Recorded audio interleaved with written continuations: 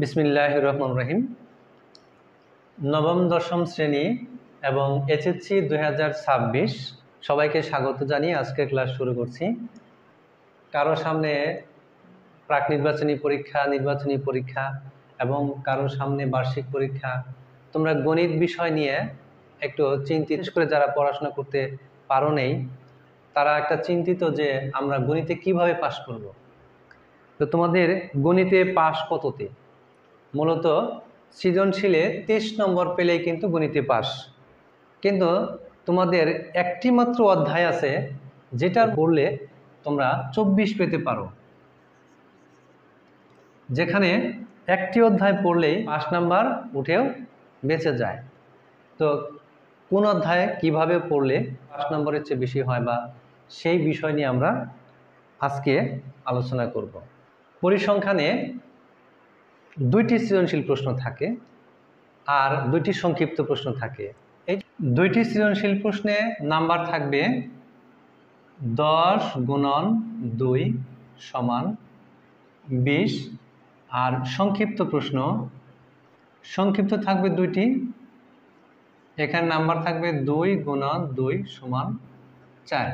এই হচ্ছে মোট 24 নম্বর। তাহলে এই 24 নম্বর আমরা কিভাবে অধ্যয়ন করলে আমরা এই 24 নম্বর অতি সহজেই অর্জন করতে পারবো। আমাদের পরিসংখ্যানে আছে গড়, মধ্যক, প্রসারক। এই গড়, মধ্যক, প্রসারক এই 3টা বিষয় যদি তোমরা পড়ো, তাহলে 2টা সৃজনশীলের প্রত্যেকটা খর মধ্যে এর যে কোনো 2টা আসবে। একটা খতে গড় অথবা মধ্যক আসতে পারে, অথবা মধ্যক অথবা প্রসারক আসতে পারে। অর্থাৎ 2টা সৃজনশীলে এই 2টা আসবে। তার মানে এখানে আসলো এক একটা 4 করে নাম্বার, তো 4 গুণন 2 সমান 8।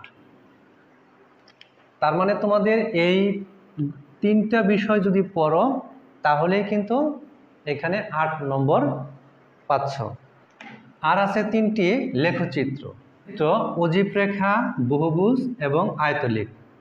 এই 3টি লেখচিত্র যদি তোমরা পড়ো তাহলে এখান থেকে 2টি সৃজনশীলের একটি করে মোট 2টি আসবে এবং নাম্বার থাকবে 4 দুগুণে 8। অর্থাৎ এখানে 3টা বিষয় পড়লে পাইতেছ 8, আর এখানে 3টা বিষয় পড়লে পাইতেছ 8। আর আছে 2টা সৃজনশীলের 2টি ক, 2টি সৃজনশীল আছে 2টি ক এর সাথে সংক্ষিপ্ত 2টি সৃজনশীলে আছে 2টি ক প্লাস এর সাথে সংক্ষিপ্ত আছে 2টি। তাহলে এই হচ্ছে 2 নম্বরের মোট 4টি প্রশ্ন। 2 গুণন 4, তাহলে 4 দুগুণে 8। এই হচ্ছে মোট 24 নম্বর। তার মানে গড়, মধ্যক, প্রসারকে পাইতেছ 8, আর অজীব রেখা, বহুভুজ এবং আয়তলেখ এতে পাইতেছ 8, আর 2টি ক আর হচ্ছে 2টি সংক্ষিপ্ত, এই সব মিলিয়ে পাইতেছ 8। এই হচ্ছে 3 8 24। তো এইভাবে আমরা খুব সহজেই 24 নাম্বার এই একটি অধ্যায় থেকে পেতে পারি, যেখানে তোমাদের 5 নম্বর হচ্ছে 23। তো এই যে সংক্ষিপ্ত প্রশ্ন এবং ক নম্বরের প্রশ্ন, এর জন্য আমি বিগত 15 সাল থেকে 24 সাল পর্যন্ত বিভিন্ন বোর্ডের প্রশ্নগুলো আমি রিসার্চ করে দেখেছি যে মাত্র 15টি সংক্ষিপ্ত প্রশ্ন, যেখানে তোমরা যদি চেষ্টা করো মাত্র 3 দিনে শেষ করতে পারো। এক একদিন 5টা করে সংক্ষিপ্ত প্রশ্ন পড়লে তাদের 3 দিনে শেষ। আর এইখানে গড়, মধ্যক, প্রসারক এখানে লাগবে 3 দিন, আর অজীব রেখা, বহুভুজ, আয়তলেখ এখানে লাগবে 3 দিন। তাহলে এইখানে 3 দিন, এখানে 3 দিন, এখানে 3 দিন, এই মোট হচ্ছে তোমার 9 দিন, আর সবগুলো রিভিশন দিতে 1 দিন। তো সব মিলিয়ে তোমাদের যদি 10 দিন এই একটি অধ্যায় পড়ো, তাহলে আমার মনে হয় যে, আমার বিশ্বাস যে এখানে 24 নম্বর তোমরা পাবে। তো এখানে কিছু কথা, যে এই যে 24 নম্বর, এগুলো যদি শতভাগ সঠিক অ্যান্সার করা যায় তাহলে অবশ্যই 24-এর মধ্যে 24ই পাওয়া সম্ভব।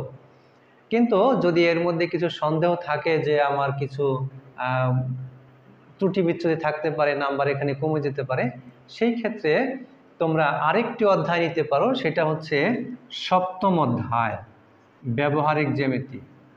এইখানে যদি তুমি সম্পাদ্য 1, 2, 3 এই তিনটার সম্পাদ্য বেশিরভাগ আসে, আর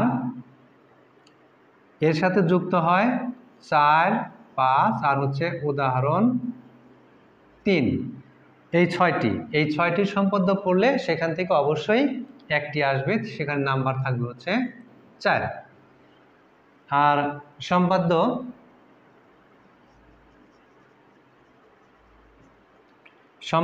7, 8, 9, 10 আর 11 এখানে আছে 5টির সম্পাদ্য। তো এখান থেকে একটি থাকলে এখানে থাকবে 4, আর এখান থেকে 2টি সংক্ষিপ্ত থাকে, 2টি সংক্ষিপ্ত আর হচ্ছে ক নম্বর, সেখানে 75 ডিগ্রি কোণ অঙ্কন, ত্রিভুজ অঙ্কন অথবা চতুর্ভুজ অঙ্কন, তারপর 60 ডিগ্রি কোণ, 45 ডিগ্রি কোণ, মানে এই কোণগুলো পেন্সিল কম্পাসের সাহায্যে। তো পেন্সিল কম্পাসের সাহায্যে কিভাবে 60 ডিগ্রি 45 ডিগ্রি কোণ আমার এই চ্যানেলে ভিডিও দেওয়া আছে, তো সেখান থেকে তোমরা দেখে নিতে পারবে। তো এখানে তাহলে সংক্ষিপ্ত প্রশ্ন, সংক্ষিপ্ত হচ্ছে 2টি আর ক হচ্ছে 1টি, তাহলে মোট 2টি আর হচ্ছে 1টি, এই হচ্ছে মোট 6টি। আমরা সপ্তম অধ্যায়ে ব্যবহারিক জ্যামিতি এই অধ্যায়টা অন্তর্ভুক্ত করতে পারো এর সাথে, সেই ক্ষেত্রে তোমাদের 5টা আরও নিশ্চিত হবে, যদিও তোমাদের একটু ত্রুটি বিচ্যুতি থেকে থাকে।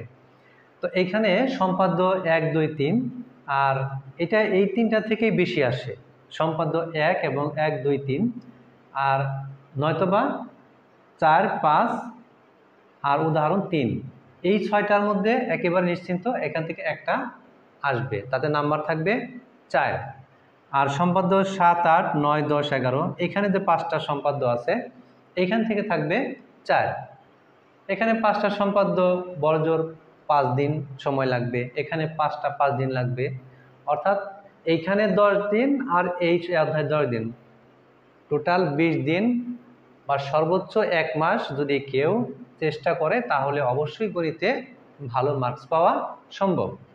আর এখানে ক আছে 1টি আর সংক্ষিপ্ত প্রশ্ন 2টি, সৃজনশীলের ক 1টি 2 নাম্বার আর সংক্ষিপ্ত প্রশ্ন 2টি, এই হচ্ছে মোট 3টি, 3 দুগুণে 6, তার মানে 4, 4 আর 6 এই হচ্ছে মোট 14 নাম্বার। তাহলে এইখানে এই 17 অধ্যায় হচ্ছে 24 আর সপ্তম অধ্যায় হচ্ছে 14, তাহলে মোট কত হইল? এখানে 8 আর হচ্ছে 3, তার মানে 38। 2টি অধ্যায় পড়লে তোমরা এই 38 অ্যান্সার করতে পারবে। এখান থেকে যদি তোমরা 30 পাও তাতেই কিন্তু পাস। আর আমার বিশ্বাস এই 2টি অধ্যায় পড়লে 38-এর মধ্যে তোমরা 30-এর কম কেউ পাবে না। তার মানে এইভাবে হিসাব করে যদি প্রত্যেকটা শিক্ষার্থী 1টি বা 2টি অধ্যায় পড়ে, আমার বিশ্বাস যে গণিতে কেউই ফেল করবে না, অথচ হাজার হাজার শিক্ষার্থী কিন্তু গণিতে ফেল করে। আজকে আমি মনে করি যে এই হিসাবটা সকলের দেখা উচিত, এবং এই হিসাব করে যদি পড়ো তাহলে সবাই পাস করবে, কেউই ফেল করবে না। আর এইখানে কিছু এই অধ্যায় 17 এর যে সংক্ষিপ্ত প্রশ্নগুলো আমি দেখছি যে সর্বোচ্চ 15টি সংক্ষিপ্ত প্রশ্ন সাধারণত এখানে দেওয়া থাকে। মানে বিগত 15 সাল থেকে শুরু করে 24 সাল পর্যন্ত বিভিন্ন বোর্ডের প্রশ্নগুলো পড়ে দেখলাম যে এখান থেকে সর্বমোট 15টি প্রশ্ন পড়লেই হয়ে যায় সংক্ষিপ্ত প্রশ্ন। তো এক দিন 5টা করে বলে 3 দিনে পড়া শেষ। তাহলে সেই ক্ষেত্রে তোমাদের যদি প্রয়োজন মনে করো তাহলে তোমরা কমেন্ট বক্সে আমার লিখে, তাহলে আমি পরবর্তী ভিডিওতে এই সংক্ষিপ্ত প্রশ্নগুলো আমি দিয়ে দেব যাতে তোমাদের পড়তে সুবিধা হয়। তো সেই পর্যন্ত সবাই ভালো থাকো, সুস্থ থাকো এবং সবাই যেন গণিতে পাস করতে পারো, এই আশাবাদ ব্যক্ত রেখে আজকের মতো শেষ করছি। আল্লাহ হাফেজ।